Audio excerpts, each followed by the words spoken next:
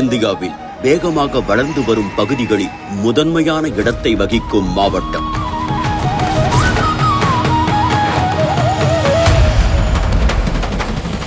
ஒருபுறம் பறந்து விரிந்த நவீன நகர பகுதியை கொண்டிருந்தாலும் மற்றொருபுறம் இயற்கை எழில் கொஞ்சும் மலைவளம், நீர்வளம், தாவர வளம் என அனைத்து வகையான உயிரினங்களுக்கும் சொர்க்க பூமியாய் திகழும் மாவட்டம்.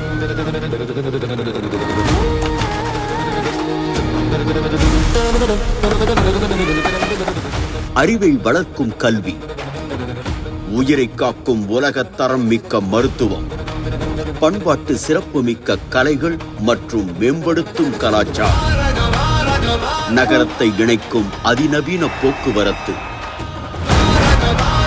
உழைப்பை முன்னேற்றமாக மாற்றும் தொழில்துறை வளர்ச்சி, கலைநயமிக்க பாரம்பரிய நகைகள், அறுசுவை பாரம்பரிய உணவுகள், கண்கவரும் பொழுதுபோக்கு தளங்கள்,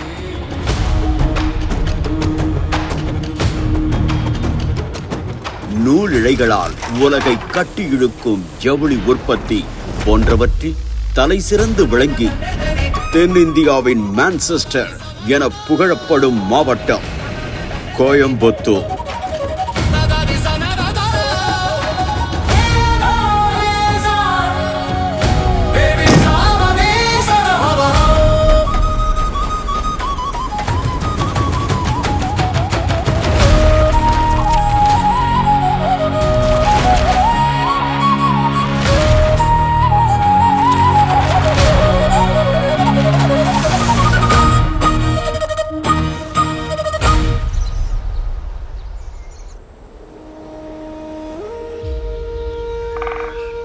கோவை நகரம் நம் எல்லோரும் விரும்புவதற்கு காரணம் இங்கே இருக்கக்கூடிய கிளைமேட், இங்கே கிடைக்கக்கூடிய தண்ணி. இந்த இதமான ஒரு சூழல் இங்கு உருவாகுவதற்கு காரணம் இங்கே உள்ள இயற்கை அமைப்பு தான். தென்னிந்தியாவை பொறுத்தவரை இந்த மேற்கு தொடர்ச்சி மலை என்பது ஒரு உயிரியல் ஆவண காப்பகம் என்று கூறலாம்.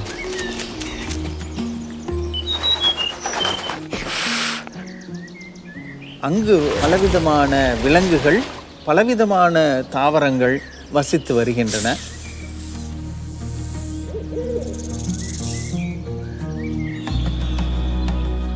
மேற்கு தொடர்ச்சி மலை உலகில் உள்ள 8 அரிதிலும் அரிதான உயிர் சூழல் வளமிக்க இடங்களில் உண்டு. UNESCO the world heritage side, உலக பாரம்பரிய இடமாக மேற்கு தொடர்ச்சி மலையை அறிவித்தது. அவற்றில் 2 இடங்கள் கோவை மாவட்டத்தில் உள்ளன. ஒன்று டாப் ஸ்லிப் அருகே இருக்கக்கூடிய கரியஞ்சோலை வனப்பகுதியும், இன்னொன்று கிராசில்ஸ் என்று சொல்லக்கூடிய அக்காமலை புல்வெளியும் பாரம்பரிய இடமாக அறிவிக்கப்படும். அக்காமலை புல்வெளிகள் என்பது உலகில் அதிக எண்ணிக்கையில் ஒரு வாழ்விடத்தில் வரையாடுகள் வாழக்கூடிய ஒரு இடமாக அது இருக்கிறது. சிறப்பு என்னன்னா, அங்கு அரிய வகையான பால்சம், அரிய வகையான ஆர்கிட்ஸ் இவையெல்லாம் அங்கே காணப்படுகிறது. அதே போல் மேற்கு தொடர்ச்சி மலையில் ஆனைமலை, யானைகளுடைய பெரிய வாழ்விடம், அதனால தான் அந்த பேர் ஒம்பர்காடுன்னு அது பேர்லாம் உண்டு. அது உலக புகழ்பெற்ற ஒரு இயற்கை வாழ்விடம். 2007ஆம் ஆண்டு அது ஆனைமலை புலிகள் காப்பகமாக அறிவிக்கப்பட்டிருக்கிறது. மிக அரிய உயிரினங்களுடைய வாழ்விடமாக ஆனைமலை இருக்கிறது. 4 வகையான மான்கள் உண்டு. சிங்கவால் குரங்கி என்று சொல்லக்கூடிய லயன் டெயில் மெக்காக், இந்த குரங்கினம் அது மேற்கு தொடர்ச்சி மலை தவிர உலகத்தில் வேற எங்கும் கிடையாது.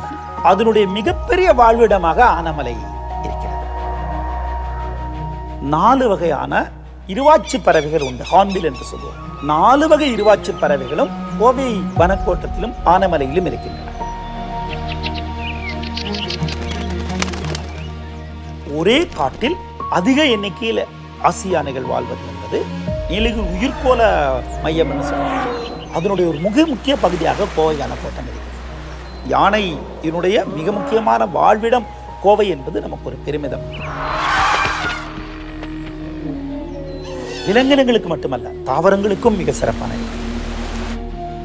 2500 வகையான பூக்கும் தாவரங்கள் இங்கு அடையாளம் காணப்பட்டது. இந்த மேற்கு தொடர்ச்சி மலைகளில் பலவிதமான பழங்குடி மக்கள் வசித்திருந்திருக்கிறார்கள். அந்த காலத்திலிருந்தே, குறிப்பாக நுண்கற் காலத்திலிருந்தே அவர்கள் காடுகளில் தங்கி வசித்திருந்திருக்கிறார்கள். கோயம்புத்தூர் மாவட்டத்தில் 5 பழங்குடிகள் இருக்கிறாங்க. இருளர், காடர், மலசர், மலர்மலசர் என்று சொல்லக்கூடிய மகாமலசர் மற்றும் முதுவர்.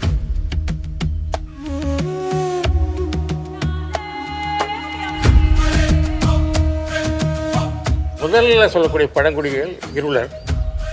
இந்த இருளர்கள் கோயம்புத்தூர் நகரத்தை உருவாக்கிய மக்கள். இருளர் தலைவன் கோவன் பேர். அவன் கோவன் உருவாக்கிய புதிய ஊர் கோவன் புத்தூர்னு கோவம்புத்தூர் ஆகி கோயம்புத்தூர்னு ஆகியிருக்குது. அவங்களுடைய முதன்மையான தெய்வம் கோணை அம்மன் என்பதாகும். அந்த கோணை அம்மன்றது தான் இன்னைக்கு கோணியம்மன்ற பேரில் நம்ம பொது தெய்வமாக வழிபடப்படுது. ஆனால் தொடக்க காலத்தில் இருளருக்கான முதன்மையான தெய்வமாகும். அவர்கள் மிகச்சிறந்த மூலிகை அறிவு உள்ளவங்க. மலசர் என்று சொல்லக்கூடிய பதிமலசர் யானையின் நடமாட்டத்தை அறியக்கூடிய கூடுதல் திறன் வாய்ந்தவர்கள். அந்த முறையில் அவர்கள் யானையை அணுகி அதை வசப்படுத்தி பழக்கப்படுத்தி யானை பாகர்களாக அவர்கள் தங்களை உருவாக்கி கொண்டார்கள். இவங்க என்ன சிறப்புனா, எல்லா இடத்துலையும் அங்குசம் வைத்துக்கொண்டு யானையை கொடுமைப்படுத்தி அதை பழக்குவார்கள், அல்லது கட்டி வைத்து அடித்து பழக்குவார்கள். அன்பால் ஈர்த்து யானைகளை பழக்கும் வல்லமையானவர்களாக இந்த பழங்குடிகள். அந்த பழங்குடிகள் வாழ்கிற இடம்தான் கோழிக்கமத்தி யானைகள் முகாம். இந்த மேற்கு தொடர்ச்சி மலை கோவையினுடைய சுற்றுலாவிற்கும் பெரும் பங்களிப்பை தருகிறது. உலக புகழ்பெற்ற காணியூர் சுற்றுலா தலமாக டாப் ஸ்லிப் இருக்கிறது. டாப் ஸ்லிப் என்கிற இயற்கை அமைப்பு, அங்கு இருக்கக்கூடிய அந்த புல்வெளி, அந்த புல்வெளிகளிலும் எப்போதும் மாலை பொழுதில் அங்கு புள்ளிமான்கள் விளையாடுவதை பார்க்கலாம். அது ஒரு மிகப்பெரிய ஈர்ப்பு. வால்பாறையும் இன்னொரு சுற்றுலா மையமாக இருக்கு. வால்பாறையினுடைய இயற்கை அமைப்பே ஒரு பேரழகு பொருந்தியதாக இருக்கு.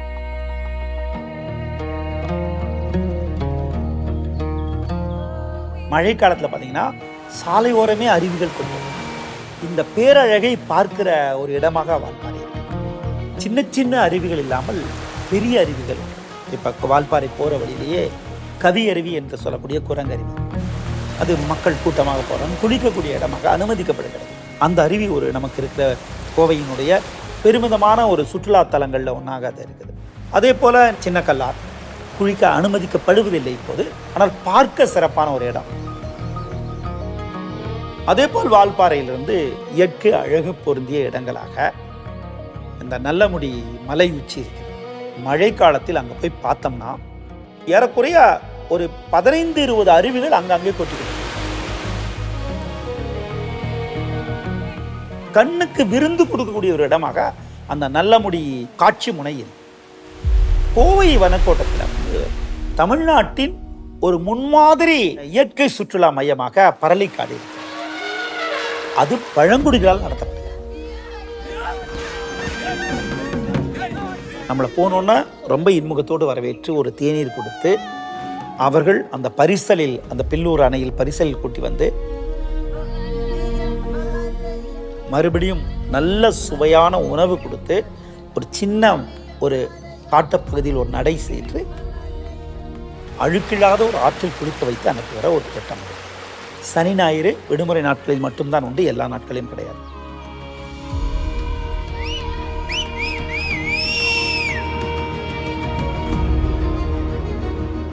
கோயம்புத்தூருடைய இன்னொரு முக்கியமான சுற்றுலா தலமாக கோவை குற்றாலம் இருக்கிறது. அந்த கோவை குற்றாலம் என்பது எப்போதும் வற்றாத ஒரு அருவி. 5 மாதங்கள் மழை இல்லாத காலத்தில் தண்ணி வரும். ஏன்னா மேலே இருக்கிற இயற்கை அமைப்பு.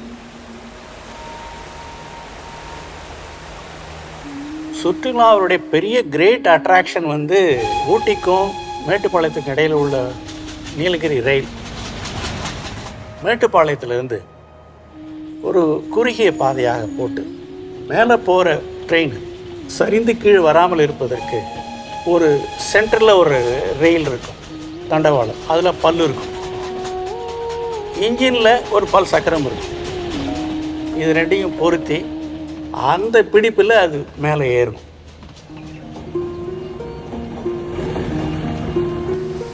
ரிட் சிஸ்டம், இந்த சிஸ்டத்தை சுவிட்சர்லாந்துலேருந்து இங்கே கொண்டு வந்து கல்லாருக்கும் குன்னூருக்கும் இடையில் அமைத்தார்கள். பெரிய அதிசயம். இயற்கை எழில் கொஞ்சும் பள்ளத்தாக்குகள், வனங்கள், நீர்வீழ்ச்சிகள், இதையெல்லாம் ஒரு தொடுகிற தூரத்தில் இருந்து பார்க்கக்கூடியது இந்த ரயில் பயணம்.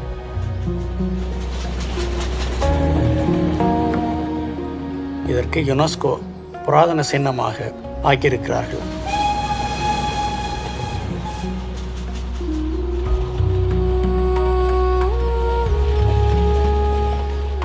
கோயம்புத்தூரை பொறுத்தளவு நமது ஊர் நொய்யல் நதிக்கரை நாகரிகத்திற்கு சொந்தமான ஊர்.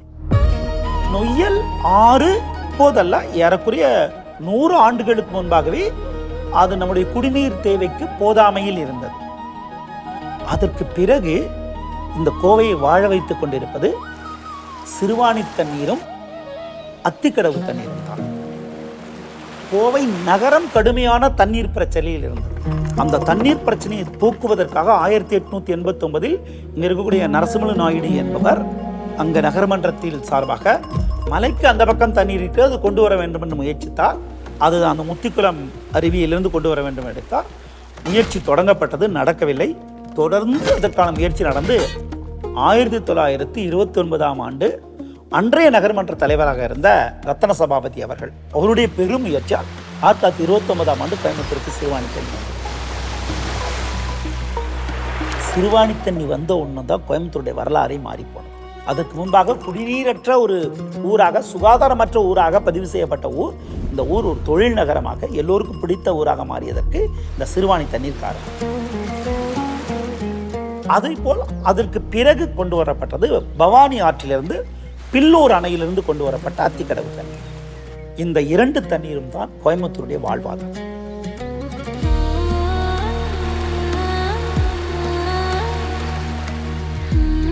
பாலக்காட்டு கணவாய் தாண்டி பொள்ளாச்சி பகுதியினுடைய மிகப்பெரிய குடிநீர் ஆதாரமாக பரம்பிக்குளம் ஆழியார் திட்டம் இருக்கிறது. இந்த பரம்பிக்குளம் ஆழியார் திட்டம் 7 அணைக்கட்டுகளால் உருவாக்கப்பட்டது. மேற்கு நோக்கி போகும் தண்ணீரை நமக்கு கிழக்கு நோக்கி கொண்டு வந்த ஒரு பெரிய திட்டம். மேல் நீரால் அந்த தண்ணி அப்படியே மேற்கு நோக்கி அரபிக்கடலுக்கு போகிற தண்ணி அங்க தடுத்தோம். அணை தடுத்து ஒரு டனல் கீழ் நீராக்கு கொண்டு வரும். கீழ் நீர் சேமிக்கப்பட்ட பிறகு அதை தடுத்து அங்கிருந்து டனல் வெட்டி அதை சோலையாருக்கு கொண்டு வரும். சோலையாரை தடுத்து டனல் வெட்டி அந்த மானாம்பள்ளி அங்கே வரும். மானாம்பள்ளியிலிருந்து அப்படியே வந்து பரம்பிக்குளம், பரம்பிக்குளத்திலிருந்து பெருவாரிப்பள்ளம், தூணக்கடவு, இது 2ம் சேர்ந்த ஒரு ட்வின் டேம்ஸ் சொல்லுவாங்க, அங்கே கொண்டு வரும். அந்த தூணக்கடவுலேருந்து மறுபடியும் டனல் வெட்டி சர்க்கார்பதி என்கிற ஒரு இடத்துக்கு வந்து அதை கொண்டு வரலாம். அங்கிருந்து இத்தனை டனல் மூலமாக இது இணைத்த அந்த அற்புதத்துக்கு மேலே அங்கே ஒரு என்ன அற்புதம் நடந்திருக்குன்னா, அங்கிருந்து சமமட்ட கால்வாய், எந்த விதமான ப்ரெஷரும் இல்லாமல் புவியீர்ப்பு விசையினுடைய ஈர்ப்பிலேயே ஒரு கால்வாய் வெட்டப்பட்டது. கான்டூர் கெனால் என்றது சொல்லுவாங்க. அந்த சர்க்கார்பதியில் ஆரம்பித்து அப்படியே அந்த தண்ணி அந்த மலையை குடைந்து வந்து ஆலியாருக்கும் அப்பர் ஆலியாருக்கும் இடையில அந்த கடந்து போகும். பரம்பிக்குளம் ஆலியார் பாசன திட்டம்னு ஒன்று உண்டு. பல 1000 ஏக்கர் நிலப்பரப்பு பயன்படுது. தென்னை மரங்கள் நிறைந்த பொள்ளாச்சின்னு நம்ம பெருமைப்படுறோம்னா இந்த பாசன திட்டம் அதுக்கு முக்கியமான காரணம். இன்னொன்று, எல்லா இடங்களிலும் மின் உற்பத்தி செய்யப்படுது. இந்த 7 அணைக்கட்டுகளிலும் மின்சாரம் தயாரிக்கப்படுது. முதல்ல ஹைட்ரோ பவர் ஜெனரேஷன் ஆசியாவிலே இங்கே தான் தொடங்கினார்கள். ஃபஸ்ட்டு தமிழ்நாட்டில் ஸ்ட்ரீட் லைட்டு இங்கே தான் போட்டாங்க. மின்சாரம் ஈஸியாக கிடச்சதுனால வேகமாக இந்த பகுதியில் வந்து மனித வாழ்வாதாரத்துக்கு தேவையான மிஷினரிஸ் உற்பத்திக்கு இவை அடித்தளம் அமைந்திருக்கு. தொழில்துறையில் தற்போது வேகமாக வளர்ந்து வரும் கோவை மாவட்டம் பண்டைய காலம் முதலே வணிகத்தில் தலை சிறந்து விளங்கி இருந்திருக்கின்றது.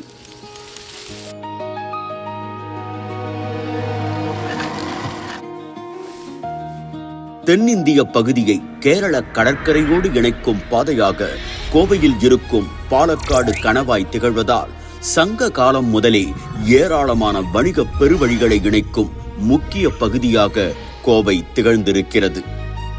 இன்றைக்கி நம்ம ஹைவேன்னு சொல்கிறோம் இல்லை, அதுதான் பெருவழி. அந்த பெருவழிகள் இருந்ததுனால வளர்ச்சி. நீங்கள் ஊருக்கு வெளியில் போகிற 6 வழிகள் இருக்குது. இந்த 6-7 ரோடு நீங்கள் பார்த்தீங்கன்னா எல்லா ரோட்லேயும் டெவலப்மெண்ட்ஸ். கோயம்புத்தூர் பகுதி தென்னிந்தியாவின் மான்செஸ்டர் என்று அழைக்கப்படுகின்றது. இதற்கு முக்கியமான காரணம் அதன் துணி உற்பத்தியாகும். பலவிதமான அந்த பருத்தி துணிகள் இங்கு உற்பத்தி செய்யப்பட்டன. அதுக்கு என்ன காரணம்? 2. ஒன்று அந்த நூல் அதிகமாக முறுக்கு இல்லாத நூல். இந்த முறுக்கு இல்லாத நூலை வச்சு நாம் ஆடை செய்யணுன்னாக்கா காட்டில் ஈரப்பதம் இருக்கணும். பாலக்காடு கணவாய் வழியாக கிட்டத்தட்ட 9 மாதம் அந்த ஈரக்காற்று வந்து கொண்டே இருக்குது. அதனால் பின்னல் ஆடைக்கு பயன்படுத்துகின்ற நூலை அறுந்து போகாமல் பார்த்துக்கணும். எஸ்பி நரசிம்ம நாயுடுன்னு அவர் ராஜா ராம் மோகன் ராய் ஆஃப் த சவுத்துன்னு சொல்லுவாங்க. அவர் பாம்பே போகிறார். பாம்பே போய் அவர் பார்த்துட்டு, பாம்பேயில் டெக்ஸ்டைல் இண்டஸ்ட்ரி இருக்குது, மில்லெல்லாம் இருக்குது, நம்ம கிளைமேட்டுக்கு இங்கே ஒரு மில்லை போடலாமேன்னு நினைக்கிறார். 1888 Coimbatore spinning and weaving company limited, அதுக்கு பேர் ஸ்டேன்ஸ் மில்லுன்னு சொல்லுவாங்க. மேம்பாலத்துக்கிட்ட ரோடு பேர் மில் ரோடு. சார் ராபர்ட் ஸ்டேன்ஸை வச்சு அந்த மில்லை தொடங்குறார் அவர் தோட்டத்தில். அதுதான் first modern spinning mill.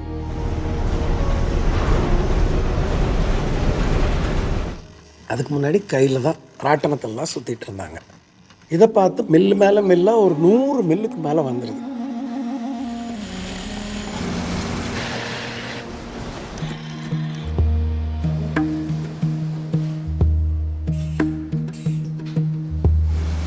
So இந்த மில்லை வைத்து கொண்டு பிறகு ஃபவுண்ட்ரி வந்தது.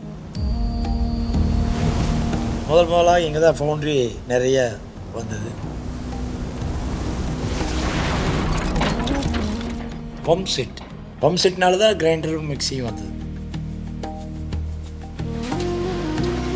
காருக்கு தேவையான பிஸ்டன், ஆர்மிக்கு தேவையான ஸ்மால் ஸ்கேல் இண்டஸ்ட்ரி பூரா இங்கே வந்தது. இதற்கு அடிப்படையாக இருந்தது கல்வி அறிவு. பாலிடெக்னிக் தொழில் சம்பந்தமான படிப்பு அந்த காலத்திலிருந்தே இங்கே வந்திருக்கு. அதே மாதிரியான பல தொழில்நுட்ப கல்லூரிகள் இங்கே உருவாச்சு. பெரிய பெரிய கம்பெனிகள் இங்கே வேலைவாய்ப்புகளை கொடுக்க ஆரம்பித்தாங்க.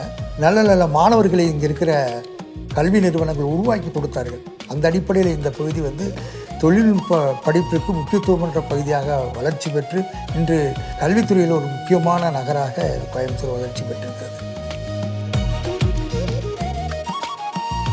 தமிழ்நாட்டிலேயே முதல் வேளாண்மை பல்கலைக்கழகம் கோயம்புத்தூரில் தான் உருவாக்கப்பட்டது.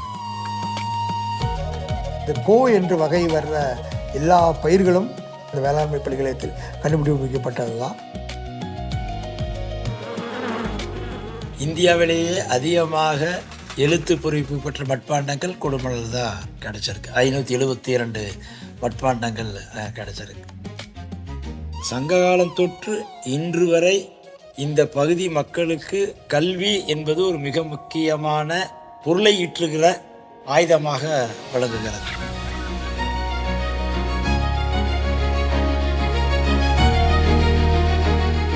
ஒரு நகரத்தின் வரலாற்றை, வளர்ச்சியை ஆவணப்படுத்தி அடுத்த தலைமுறைக்கு எடுத்துச் செல்வது இன்றியமையாதது.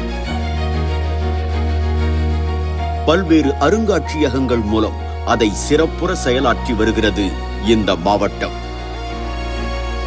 அடுத்தது மருத்துவத்துறை. நிறைய அட்வான்ஸான மருத்துவத்துறை இங்கே கோயம்புத்தூரில் இருக்குது.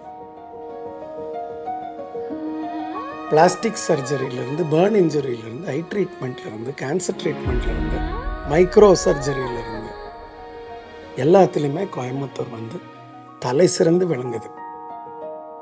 இன்டர்நேஷ்னல் லெவலில் இருக்குது இன்றைக்கி நம்ம ஹாஸ்பிட்டல் இண்டஸ்ட்ரி. அதே மாதிரி இன்டர்நேஷ்னல் லெவலில் இருக்கிறது இன்னொன்று வந்து ஜுவல்லரி. கேடு, game, 3D printing, costing, export, production, wholesale, retail அப்படின்னு சொல்லி நீங்கள் எடுத்துக்கிட்டிங்கன்னா கம்ப்ளீட்டாக வெல் டெவலப்டு 2 செக்டர் இதுன்னா மெடிக்கல் செக்டரும் ஜுவல்லரி செக்டர் தான் மோஸ்ட் அட்வான்ஸ்ட்.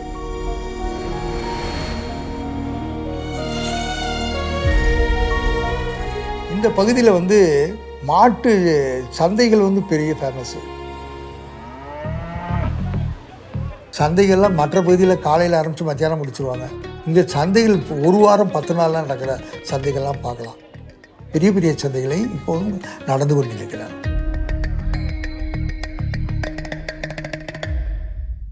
மாட்டு சந்தைகள் மட்டுமில்லாமல் பல்வேறு வகையான சிறு குறு சந்தைகள் முதல் தமிழ்நாட்டின் மற்ற பகுதிகளுக்கு ஏற்றுமதி செய்யும் பெரும் சந்தைகள் வரை ஏராளமான சந்தைகள் இந்த பகுதியில் காணப்படுகின்றன. இப்போ உள்ள ஒரு கோயம்புத்தூர் கல்ச்சரை வந்து மொசைக் கல்ச்சர் அப்படின்னு சொல்லுவோம். அவ்வளவு டைவர்சிட்டி இருக்கு. பல்வேறு சமய நம்பிக்கைகளையும் வழிபாட்டு முறைகளையும் தாங்கி மத நல்லிணக்கத்தோடு ஒற்றுமையாக வாழ்வது என்பது கோவை மக்களின் பண்பாட்டு தொடர்ச்சியாக விளங்குகிறது. மக்கள் ஒரு கூட்டு வாழ்க்கையை, லைஃப் ஆஃப் ஹார்மனி, அதை வளர்த்துருக்க அந்த கலாச்சாரம் வளர்ந்துருக்கிறது. கோவை மக்களின் கலாச்சார கூறுகளும் மற்றும் ஒரு முக்கிய அங்கமாக பல்வேறு விதமான பண்பாட்டு கலைகள் வரலாற்று காலம் தொட்டே தழைத்தோங்கி செழித்து வந்திருக்கின்றன. மேலும் கோவை மக்களின் நுண்கலை திறனுக்கு சான்றாக வியப்பூட்டும் கலைநயம் மிக்க சிற்பங்களை தாங்கி உயர்ந்து நிற்கிறது பேரூர் பட்டீஸ்வரர் கோவில். ஒரு கலாச்சாரத்தின் மற்றும் ஒரு முக்கிய அடையாளம் உணவு. இயற்கையோடு ஒன்றிணைந்த கொங்கு நாட்டின் உணவு வகைகள் விருந்தளிக்கும் வகையில் அமைந்திருப்பது மற்றுமொரு சிறப்பு. மனம் வீசும் ஃபில்டர் காஃபியிலிருந்து ருசி நிரம்பிய பேக்கரி வகைகள் வரை ஒவ்வொன்றிலும் கொங்கு மண்ணின் தனித்துவம் வெளிப்படுகிறது. இங்குள்ள மனிதர்கள் கடினமான உடல் உறுதியோடு கடினமாக வேலை செய்யக்கூடிய ஒரு பார்க்க முடியுது. அதனால தான் என்னவோ கொங்கு நாட்டை உழைப்போர் உடைத்து என்று சொல்லுவார்கள். உழைப்பு அப்படிங்கிறது இந்த மண்ணுக்கே உரியது. ஒருவர் பொருளீட்டி மற்றவர்கள் சாப்பிட்ற பழக்கம் இங்கே இல்லை. 4 பேரும் போவாங்க, 4 பேருமே அவர்கள் பொருளீட்டி அவங்க செலவு பண்ணுவாங்க. இந்த செழுமைக்கு அது ஒரு காரணம். அவங்களுடைய கடும் உழைப்பு, பெருந்தன்மை, சொல் பேச்சு, வாங்க போங்க இருங்க அப்படின்னு ஒரு எல்லாத்துக்கும் ஒரு மரியாதை கொடுக்குற பண்பாடை வளர்த்த ஊராக இந்த ஊர் இருந்து வந்திருக்கிறது. இண்டஸ்ட்ரியல் சிட்டி, ஒரு ஜுவல் சிட்டி, ஒரு டெக்ஸ்டைல் சிட்டி, ஒரு மெடிக்கல் சிட்டி, ஒரு எஜுகேஷன் சிட்டி, ஒரு ரிசர்ச் ஓரியன்ட் சிட்டி, ஒரு டெக்னாலஜி சிட்டி, சிட்டி ஆஃப் எக்ஸலன்ஸ்னு கோயம்புத்தூர் நம்ம சொல்லலாம்.